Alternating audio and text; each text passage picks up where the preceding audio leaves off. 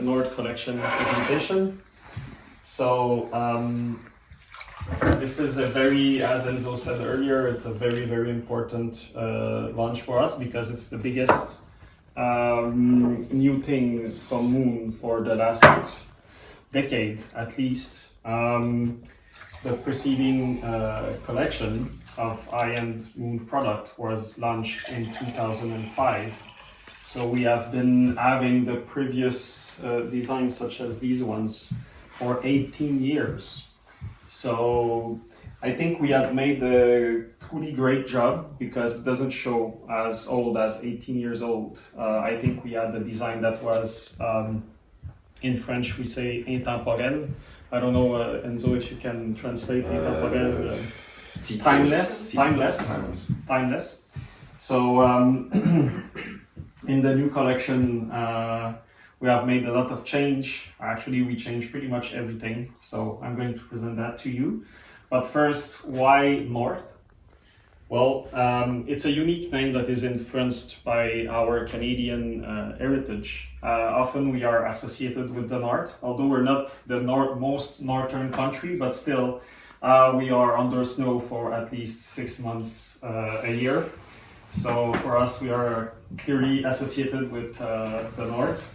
Also the North is the direction to follow. It's the highest point, the highest star in on the sky. So we aim north, and we've made many changes in our philosophy in designing the product. Of course, the sound quality remains the #1 priority, but still we change our philosophy on how to reach this sound quality within this collection. That's why it's making a big step forward. So exploring new frontiers. Here I show design. We can see here the 791 and 761. But so it's made in such a way that the product, when you see them, you clearly identify them as the new Moon instantly because the visual DNA remains. However, in reality, everything has been redesigned. So the front cheeks, the legs, the way they are angled, the new top crest, pretty much have been, everything has been redesigned.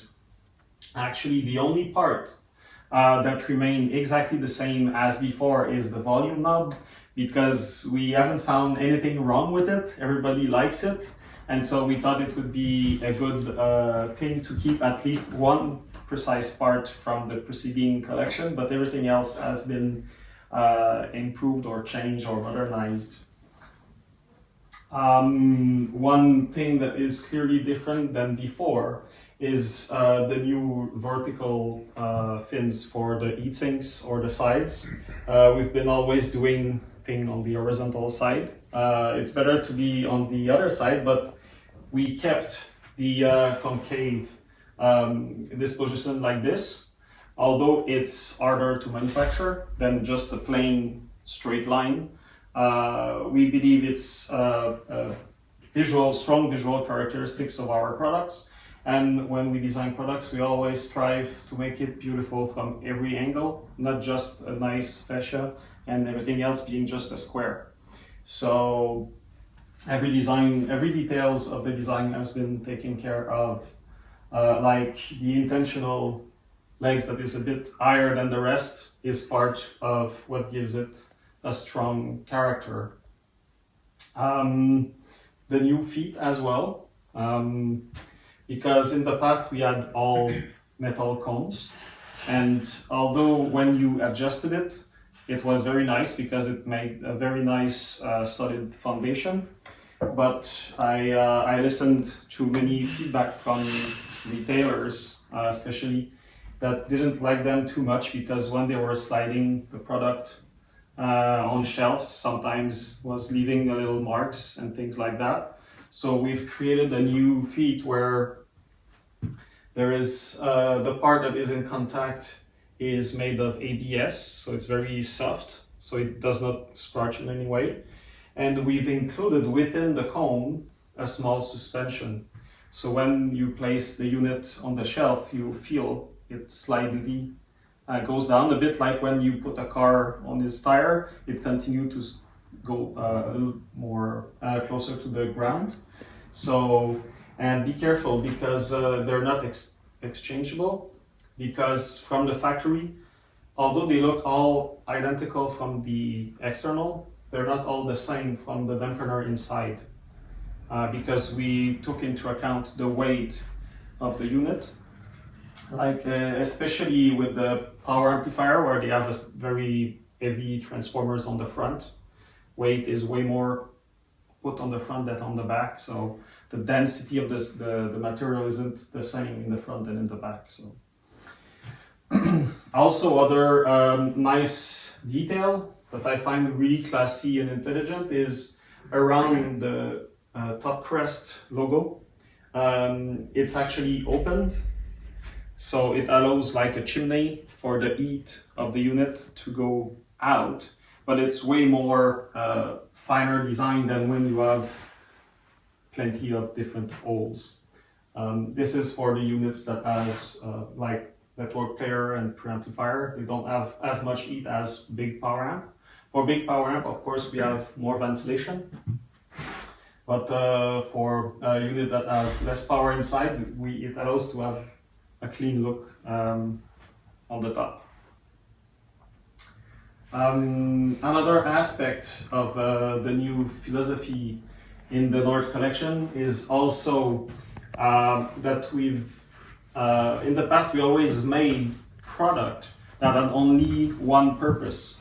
Like, for example, we made phono preamplifiers, we made line level preamplifier, we made DAC, we made power amplifier, but we've never made any product that combined several purposes within the same box.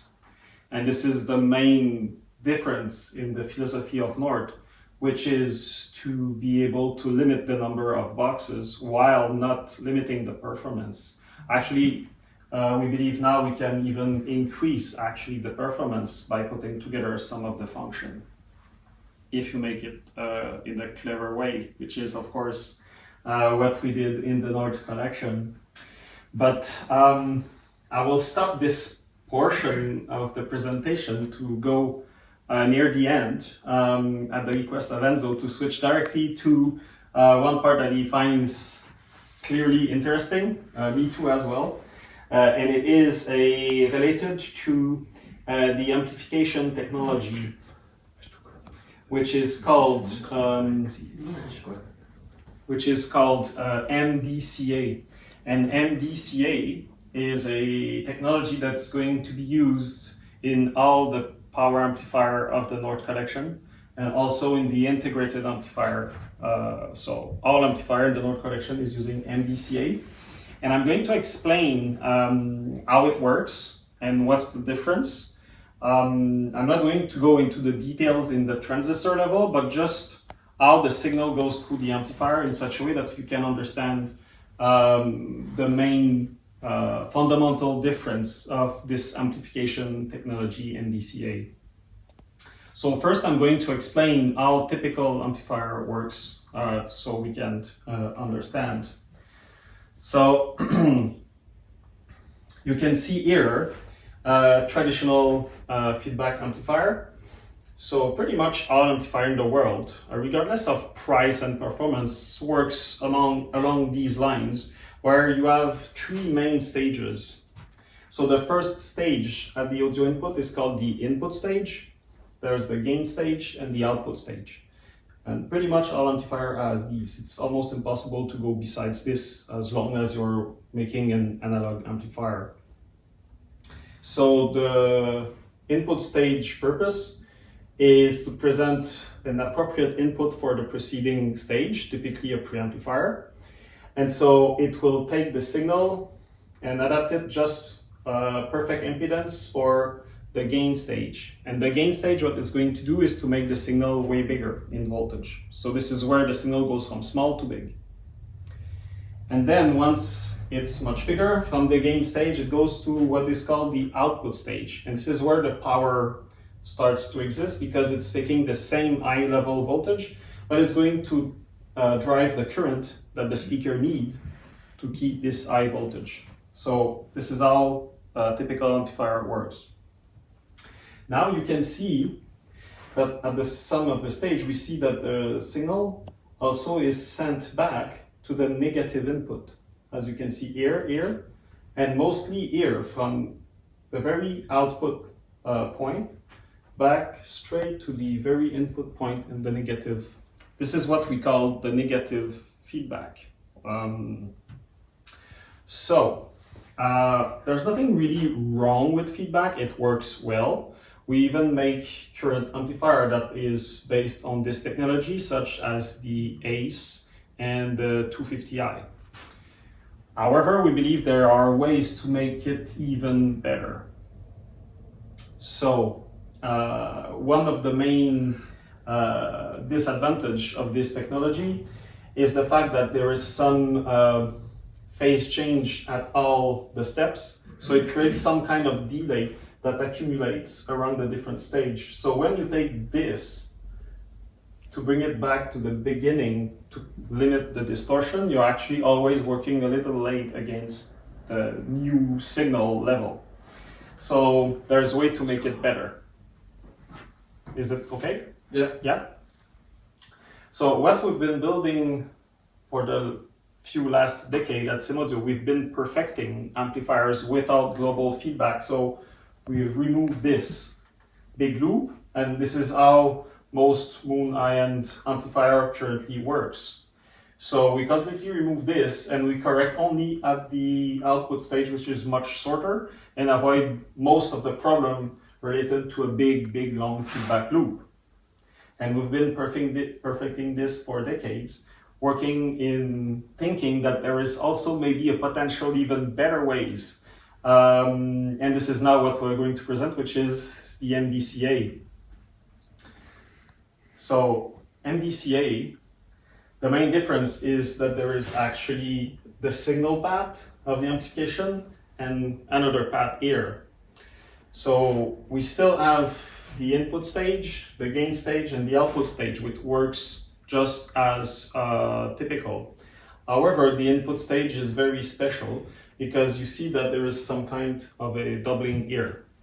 So I'm going to describe what happens to the signal going through the amplifier. I'm going to use this small yellow sine wave to show the signal. So when the signals gets into the input stage, this very special MDCA input stage is going to create twins. So the identical twins of the signal. So these identical twins are going to go forward in the amplifier. So one is going to go in the upper path, like typical amplifier, is going to go to the gain stage to get bigger, and the output stage to drive the current to the loudspeaker. But also, the other twins is going to go into a precision comparator. And what will also go in the precision comparator is the signal coming out of the output stage is also sent into this comparator here. And I've identified the signal coming from the output with a thicker, weirder signal because it has added noise and distortion that was accumulated along the different stage of voltage gain and current power. So what's going to happen in the precision comparator is going to be a subtraction. So what happens if I subtract from the original signal, the signal with its added noise and distortion is going to create the inverse of the added noise and distortion. And this is precisely what is going to be added right at the end before the output stage to go out. So with this architecture, it allows to make an amplifier that is really a distortion cancelling amplifier. So it's way better than reducing distortion to a feedback loop because it's way more instant. And also it's way more precise because it's outside of the big power path. So it's clearly better. but I let your ears judge it later after we make the listening. Okay? So, yeah, maybe a little bit of the time frame so we know what's coming up. So we made the launch of this note collection in the media, in various social media and websites and magazines on May 3rd. And we've presented the new collection at the Munich iEnt in May. So this summer we've been building and producing all the parts to manufacture the product, and we're about the beginning of September where we just started shipping the units. So this is where we're at. So first is going to be the model 761 and 791. And roughly a month later is going to be the 641 and 681. And then before Christmas, at the end of November, maybe early December, is going to be at the 800 level, the 861 and 891.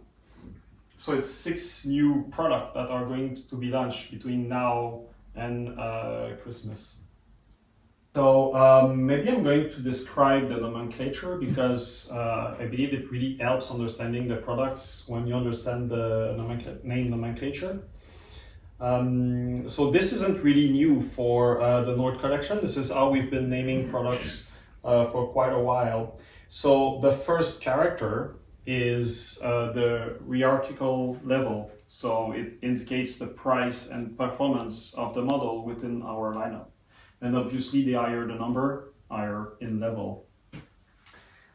The third character is all one in this case because we've been using zeros all these years.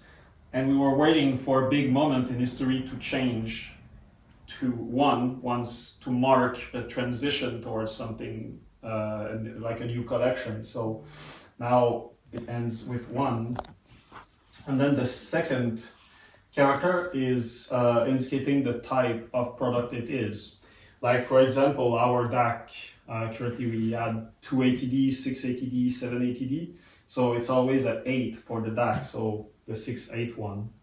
For the power amplifier, like we had 860A, so now it's 761 and 861. So the 6 is for power amplifier, the 4 is for integrated amplifier, and 9 for network player and preamplifier. So when you know what these number means, after that we can even create new models, and just by giving you the numbers, you already know in our lineup the logic of the model. So I'm going to describe the way it is designed and the feature of each model one by one so that we can know them better. So first the 641, the integrated amplifier. So the 641 is about the same size as the 791 that you can see there, or 600i. So it has same power as well as 600i, but of course it's using MDCA amplification technology rather than our previous type. So 2 times 125 watt at 8 ohms. It doubles at 4 ohms. The power supply is quite strong to handle this, so it has 2 low noise transformer, 500 VA each, and 80,000 microfarad of capacitance, so it has nice reserve. Of course, no global feedback, as I've explained earlier.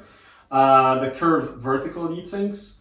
Oh, I forgot I let it in inches. I don't know if it's a problem, but it's a 11 centimeter, 11 centimeter color display, and a very nice remote control that comes with it that you can see there, that I'm going to describe later.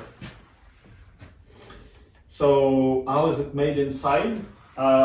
No, this is a prototype, so the wiring appears a bit messy, but in production they're going to make it a bit better than we did. But so inside it's a real dual mono configuration, so we can clearly see each channel has its own transformers and its own power supply board, and the preamplifier section is clearly mirror image on each side.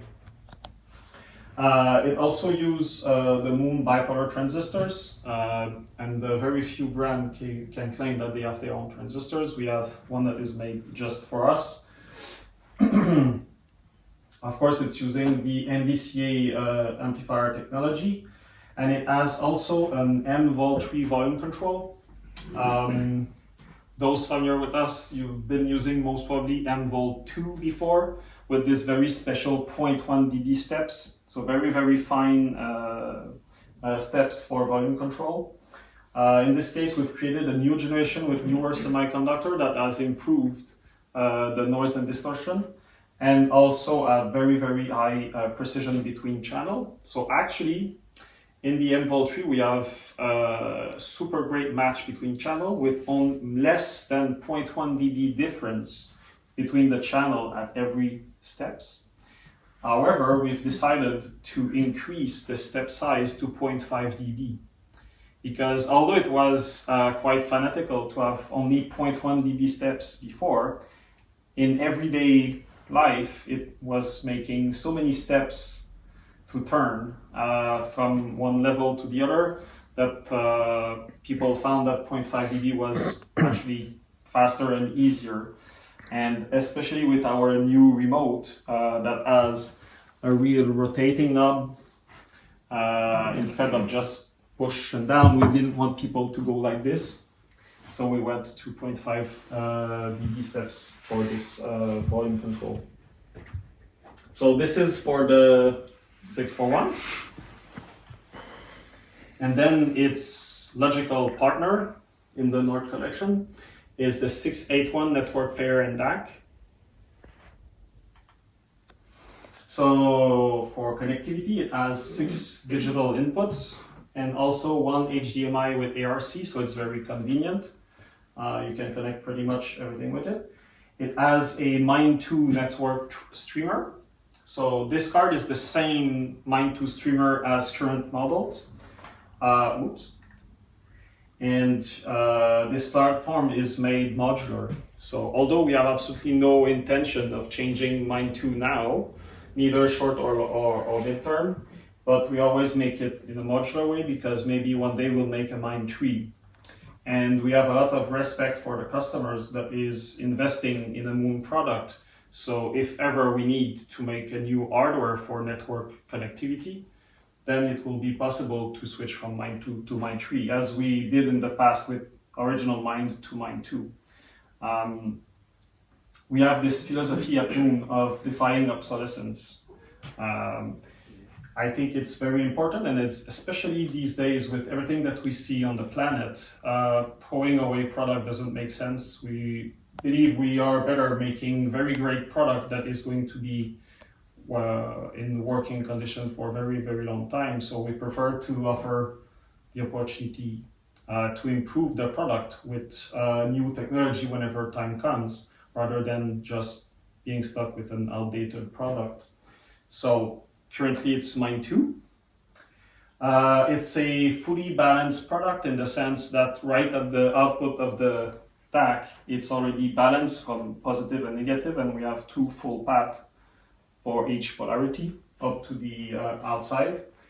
It also has a configurable variable output. And this is one big thing because previously we had the 680D DAC and pretty much everyone was loving it and we got pretty lot of good feedback about it.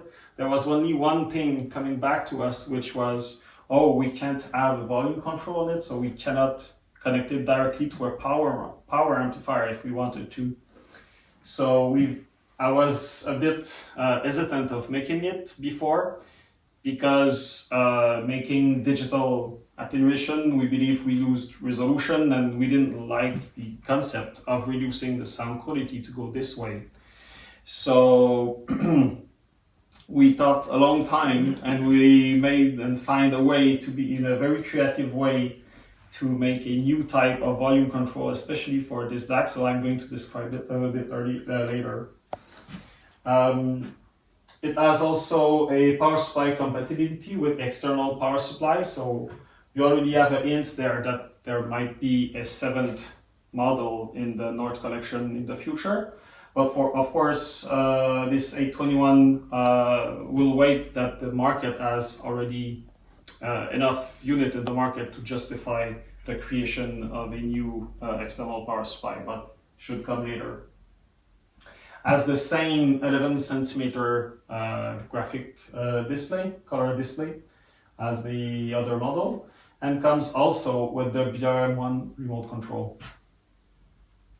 So how is it made inside? So there's this, you can see it right away from the internal. So it has the MHV, Moon Hybrid Volume. So this is the interesting volume I was speaking about earlier. So it's a mix of digital attenuation and different gain steps.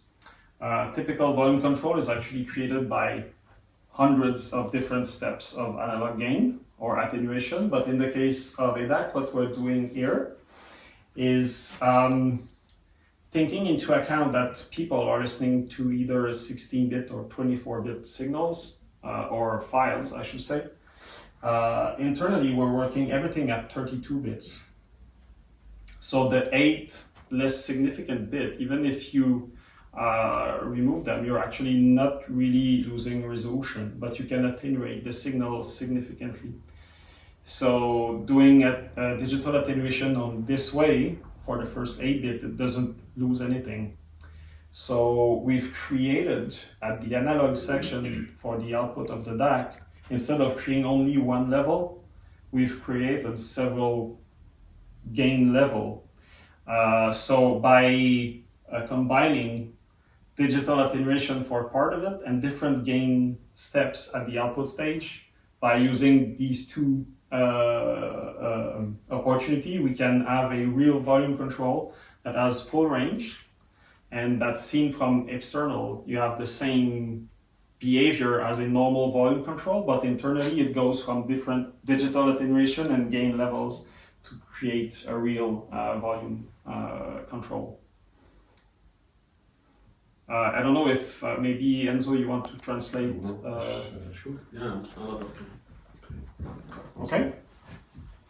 So this, you're not at all using it if you're connecting to a 641 because it already has its own volume control. But if you want to use the 681 directly into a power amp, then you will be using this clever volume control that has super high performance. So it's very interesting. Also has a digital engine, of course, to convert the signal from analog to digital. So how does it work? There's an FPGA that is working to make reclocking and also prepare the DAC to configure them in an ideal way for the signal. It's using a AS9028 Pro DAC, but is the chip, I'm giving it the information in full transparency, although we're not insisting on specifying this chip because actually it's the complete digital engine that is way more important than only the chip itself. I often make this analogy with a carrot. So if you give a carrot to a nice chef,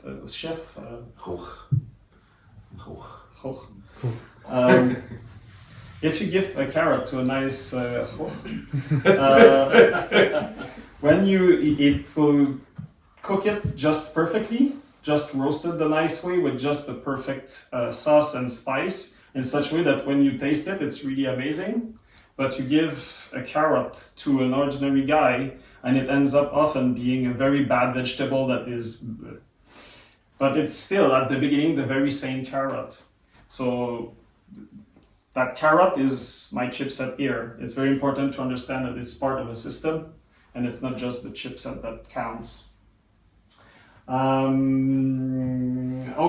The power supply is using the MHP, Moon Hybrid Power, again, a hybrid thing. The idea is to get the best of both worlds in the sense that it has a switching part, so it is not vulnerable to voltage change, from mains voltage change, but it has a linear regulation to have a very fine and precise voltage output that is, I can't say noise-free, but very, very low noise. And it also has a supply output for the digital part of the unit and also for the analog, and they're completely separated. So this is the 681. 761 power amplifier, which you can see in real life there, has a lot of power. So it's a 200 watt per channel at 8 ohms. It doubles at 4 ohm, and it can increase to 600 watt if you flip the switch to make it in monaural configuration. Has 2 low noise 700 VA transformers and 152,000 microfarad of power supply capacitance, so a lot of reserve. It's a dual mono configuration, has no global feedback, of course, because it's using MDC amplification. Has also a multicolor LED indicator. Now in normal mode, of course, we see it is white, but it has several color that it can change to indicate, to speak to you. Like, for example, if we were to make a firmware update, it would be then blinking in purple. And yeah, so if we have a look inside, so again, we can clearly see it's a dual mono as well. So 2 big transformers and 2 big power supply board for each side. The amplifier is actually mounted, each channel is mounted directly into the heatsink here on each side. It has 5 switches from the back panel. I forgot to put you a picture of the back panel, but I'm going to describe those switches because sometimes people don't fully understand what they're to. One, of course, is for bridging configuration to put it in mono. 2 are one for each channel to configure RCA or XLR operation. But the others are for DC, for the coupling, for DC coupling or AC coupling. Our amplifier are DC coupled design, which means they actually amplify frequency, low frequency up until it reaches 0 Hertz or DC. So it gives tremendous bass performance, and it also avoids all the coloration of capacitors being in the signal path. However, they become highly vulnerable to DC coming in, because if DC is coming in, then it means it would drive the loudspeaker forever in front. We don't want you to have problem with your loudspeaker, so what the amplifier must do is shut down to prevent problems.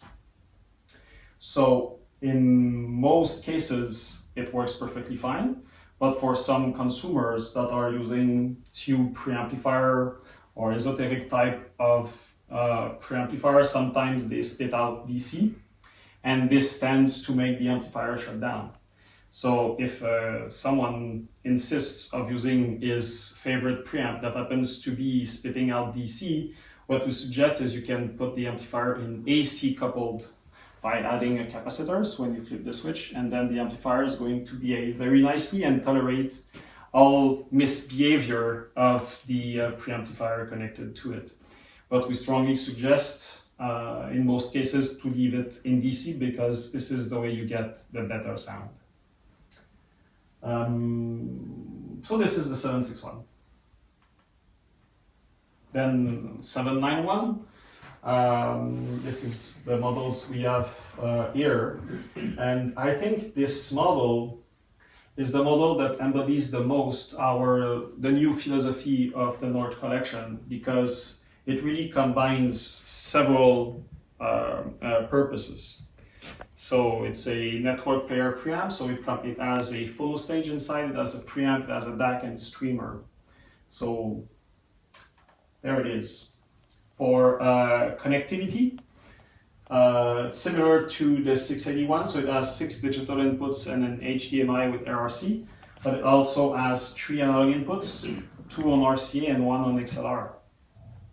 The one of the 2 RCA can be converted into a phono input. So you just go into the menu system and you configure it for mono.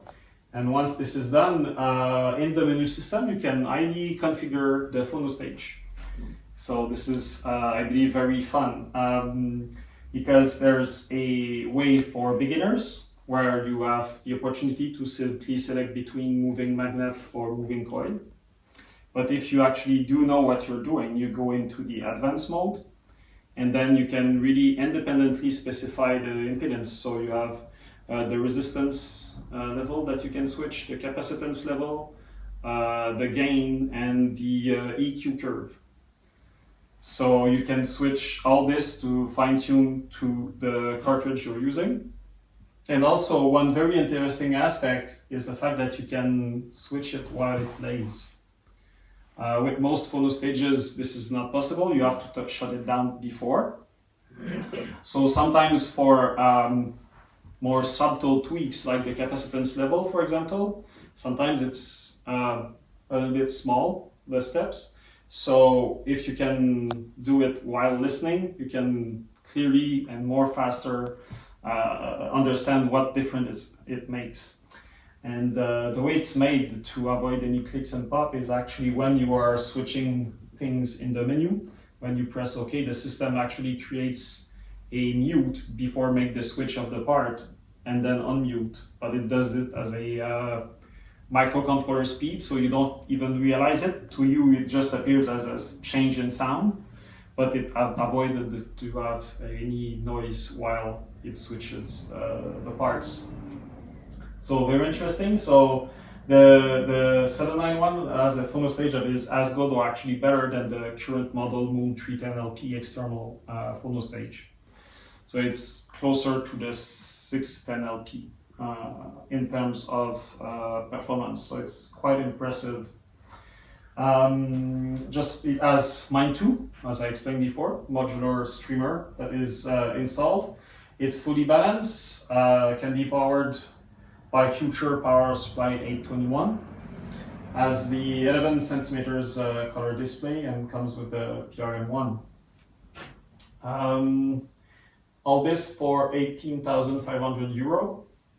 Some people may say, ooh, that's quite expensive, but when you think about it and consider the performance level that these products give, it's actually a very good price, because if you compared to previous designs, you would have needed to have at least a 740p and a 780D, which is already pricier than this. And still the 791 is of a higher level of performance. And it's like also giving free phono stages on the side. So actually the price, we believe, is very, very fair for the performance level of this network preamplifier. Maybe one detail about the conception of this product that is key in its sound quality is the fact that most probably you may have heard from other brands that they do, for example, galvanic isolation of the USB input. This is to avoid to bring the noise from the ground of the computer to the unit. But what we've made in the 791 is galvanic isolation internally between the analog section and the digital section. So by doing this, there's absolutely no pollution internally from the digital portion for the analog section. Like, for example, the performance level of the analog preamplifier into the 791 is even better than the one we had with the 740p, which means there's no interference coming from the digital world into the analog section of this preamplifier. Also, other benefits is that then we can absolutely optimize the output of the DAC to go straight into the analog preamplifier, instead of having to have an output stage, an interconnect cable, and an input stage, and all these things that adds lightly, but still adds noise and distortion. So by combining it, making this combination, we can have even better performance than our previous designs. Now power supply, again, the same MHP as the 681. Vol3, so this nice volume control that we also find in the 641, and the Moonlink, which somehow I think I forgot to speak about in the previous models. So maybe you were familiar with our SimLink in the past, which was a connection that allowed communication between the various units in a Moon Hi-Fi system. We've been using Simlink since 2005, and with the increased intelligence in the units, we wanted to give a newer way that is more modern to allow communication between units. So we've stopped the Simlink completely, and now it's Moonlink, and it's network based.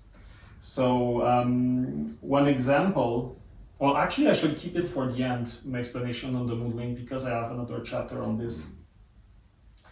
So this is for the 791, okay? Now the 861, the big monster. So it doesn't appear that much in the picture. I guess it's the angle, I don't know. But in reality, this amplifier is the only one from the collection that doesn't have the same footprint if you look from the top. This unit is a full 16 centimeter longer. So it's way deeper. And it's also 6 centimeter taller and 16 centimeters longer. So it's way bigger. Actually, if you're familiar with our big 888, it has similar proportion.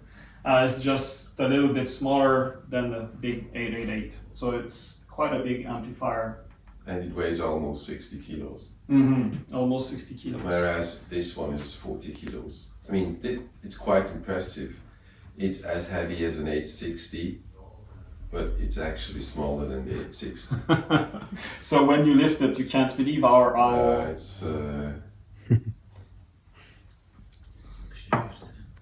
I fear for some people back. I recommend usually to be two moving it, but Enzo is a strong man. He makes it himself, but I prefer to have a second man with me.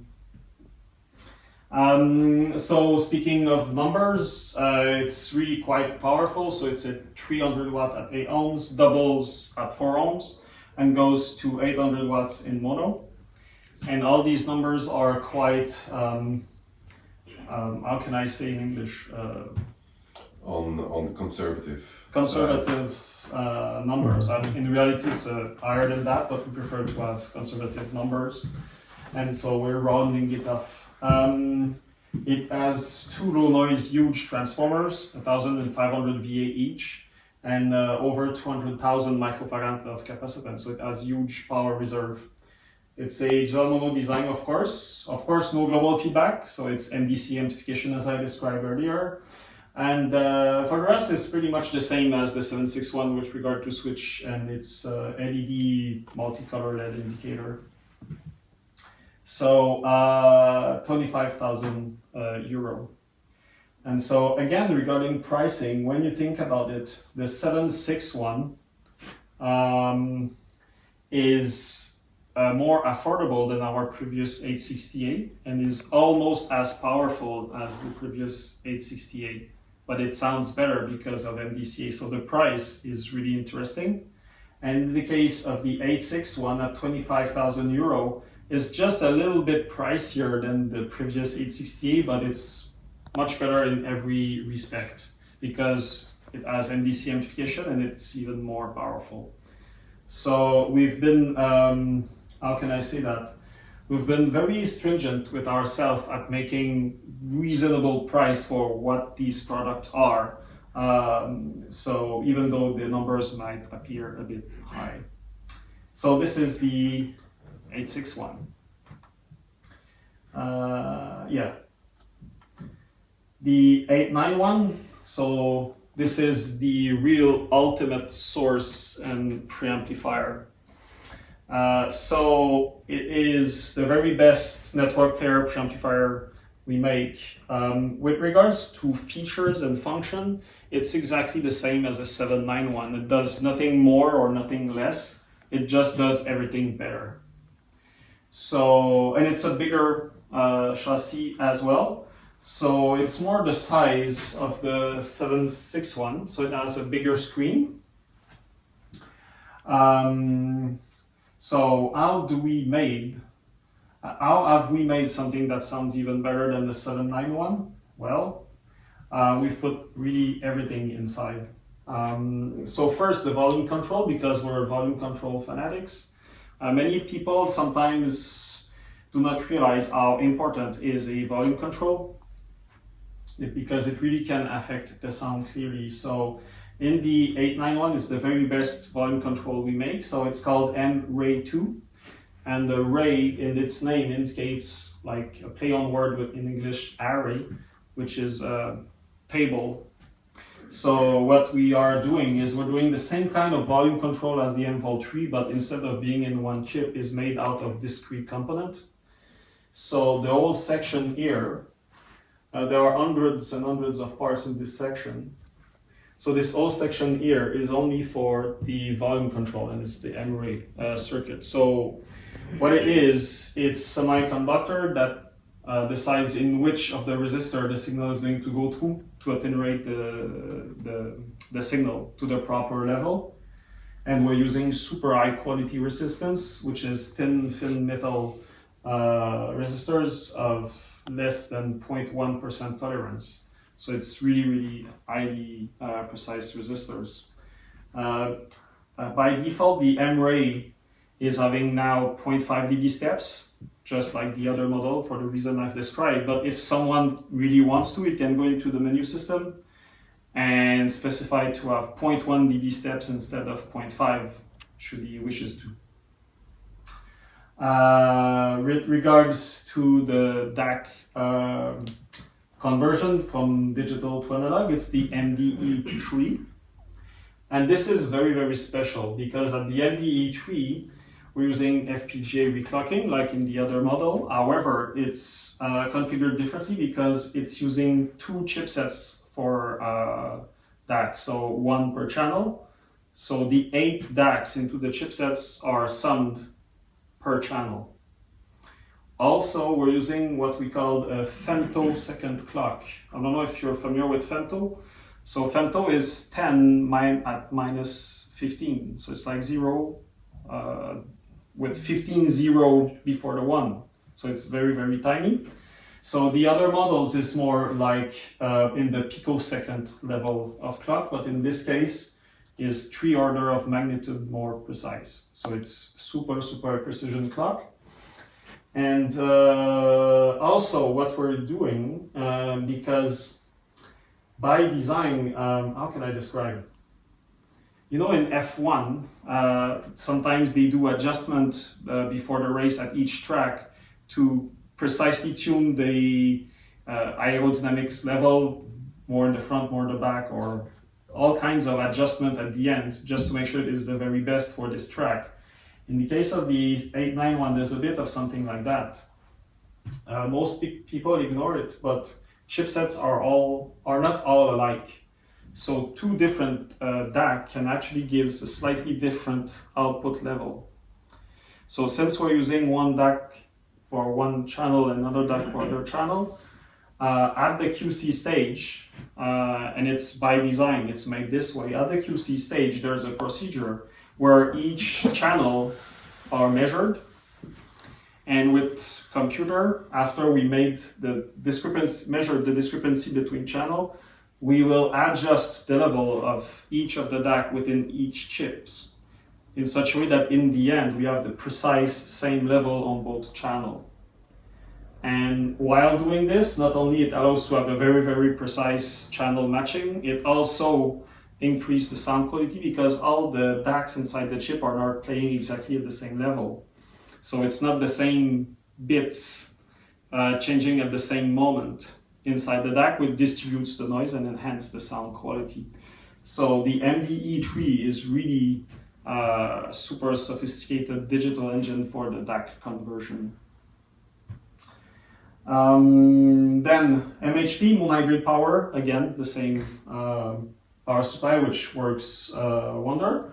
And then one last critical aspect for the sound quality to make sure this is the very best sounding, it's the MDB moon damping base. So the moon damping base, what is it? You can see it a little bit. Here there's an aluminum plate that actually covers the full area of the audio board. And it's important for you to know, because when you're connecting or disconnecting interconnect cable on it, you'll notice that when you connect it goes inside, and when you disconnect it follows you, because it's mobile. It's like put on a gel suspension, and this suspension is made to avoid or cancel all the micro vibration that the board can have because of air pressure while music is playing. You want to avoid all the microphonic effect that the electronics could possibly have.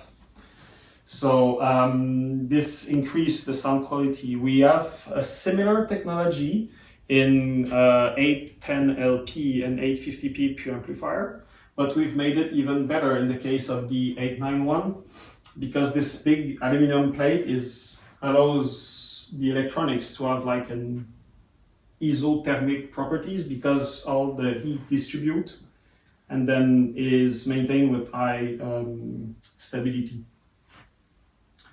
The 791 hasn't got that damping system? No. Okay. No. The 791 has a fixed board inside, yes. It's also important to know, especially for importers and sellers like you, because you will have to unlock the bass. Because of the weight of this thing and the suspension, it's going to be locked for shipping. And so when you receive the unit, or the user receive the unit, there will be a special head screw that you can unlock before you listen. But if you have to ship back the unit, it's important to lock it back again, because in transport, this big aluminum plate with the electronics on, if it's dropped, it can move a bit too much maybe, and we would like to avoid to have any problems with that. So there is a locking system. So this is a very important detail. It's on the bottom. Four On the screws on the bottom. Okay. Yes, yes. Actually, I believe there will be only 2 screws holding it for locking it, because it's not so heavy in reality, but still we prefer to avoid any kind of problems related with this. We didn't need this before, because since there were no aluminum base, before we only had gel suspension for the board, so it was way more lightweight, so it didn't need locking system. But the improvement in sound quality is much better when you have this full bass, because it's way a much higher mass, so it cancels even more the possible vibration. So this is the 891. Just like before, we're using the 3 button from the right side. So there's the setup button. The volume knob allows for the scrolling, and the OK button for selection. So if I go into Moonlink, if I press OK, you see it appears Moonlink group. And so if I go into the group, I see the 791, which is this unit, and I also see the 761, which is the related power amplifier. And if I click OK on it, I will see, if I go into group ID, I will see it's part of group 1. And so by default, it's ungrouped. And it's important to make it this way. It avoids a unit to speak on the network to everyone. So by default, it's set to ungroup. But when you have a system, you put it, for example, in group 1. And since the 761 is also in the group 1, they know they speak to each other and they won't disturb any other one. So for example, at the retailers, if you have a 700 level system and a 600 level system and an 800 level system, I suggest to simply put one duo in group 1, one duo in group 2, one in group 3, and they won't interfere each other. This is very important because it's on the network. So otherwise they would speak to everyone all the time. It would be messy. As also in the menu, there's plenty of various settings, like for example the display. So now it's display on. You could put it off if it bugs you to see the big light. And there's also the brightness level. So the brightness level is adaptive, a bit like your iPhone, for example. So if there's a magic eye behind looking, so if it gets darker or brighter in the room, it will adapt. But you can still, beyond that, adjust the brightness level to your taste. Like, for example, now it's at the brightest level, but you can make it darker should we want to. But I invite you, since they are, I believe now moon-linked, I'm going to decrease the brightness level of the 791, but I invite you to look actually at the one on the amp, and you will see that because of the moon-link, they even have this connection to tell the others, oh, the brightness, this guy prefers, or this woman prefer a lower intensity, so I will adjust myself also. So this is just a small example of moon-link to the extent to which it goes, and that we have left no detail.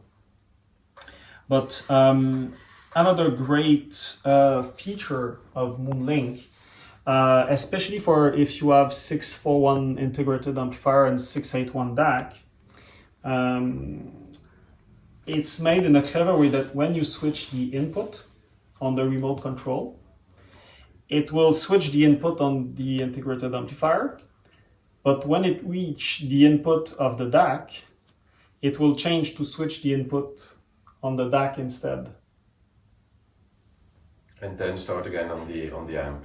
And then start again. So what it means is that the user, while he switched the input, doesn't have to remember, is this connected to the amp or is it connected to the DAC?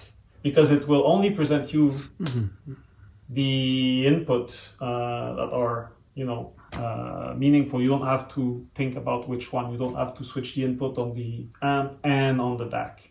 Okay. Speaking of which, I invite you also to in the menu system, you can disable the unused input. Because, for example, in the 791, you see there are plenties of input, but you can disable the unit you're not using to avoid having to switch around the input with big loop. Like, for example, AES EBU, if you have nothing connected to it, you go to the enable and you go to disable, and then it won't appear anymore when you scroll the input, because there are so many inputs that it sometimes gets annoying if you don't disable it. I'm going to re-enable it again, just in case Enzo wants to connect something. But also for all the input, like let's say optical 2, I can go in it and change the label. So I can give it a friendly name or even a custom name. I think it's worth it to take the time to do it, because if I go into, for example, the input, another input like the balanced input here, if I don't give him a friendly name, you will see balance twice on the screen. It's designed in such a way that the biggest name that appears there is the name you give to him. Okay, but it still tells you which input what really kind is. of input it is, right? Right. But so it's often way more intuitive to see like television or video games or hi-fi or whatever the source is, but it's